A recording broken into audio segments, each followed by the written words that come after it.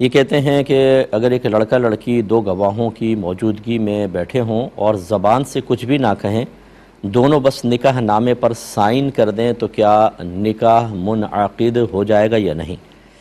देखें, इस तरह निकाह नहीं होता। ज़रूर ज़बान से ही अल्फाज अदा करने होंगे। ये अलग बात है कि चाहे जिसका निकाह हो रहा है वो अदा करे या उसकी तरफ से कायम करदा वकील करे।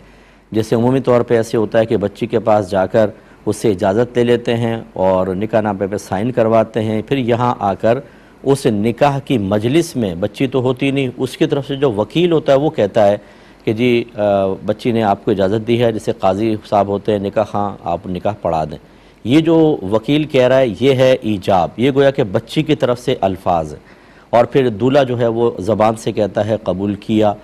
जब निकाह खां साहब उससे अल्फाज कहलवाते हैं तो ये ज़रूरी होता है कि दो गवाहों की मौजूदगी में लड़का और लड़की या उनके वकील इतनी आवाज़ से ईजाब और कबूल के अल्फाज को अदा करें कि गवाह अच्छी तरीके से सुन लें।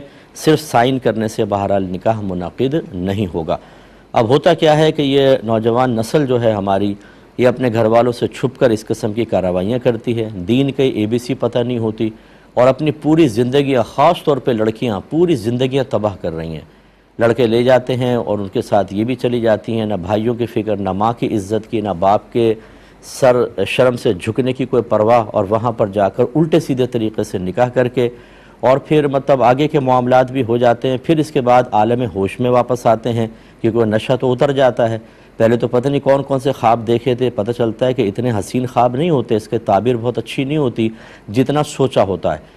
उसके बाद लड़के का भी मतलब निकल जाता है, उसका रवैया भी बदल जाता है, कुछ रूडली सा हो जाता है, क्योंकि शिकार हाथ में आ जाए तो उसके बाद वो नरमी, वो प्यार का इजहार वो तो ख़त्म हो जाता है। उसके बाद लड़कियां पछताती हैं, सर पकड़ के रोती हैं। कितनी बच्चियां ऐसी हैं जिन्होंने अपनी ज़िंदगियां तबाह कर ली हैं।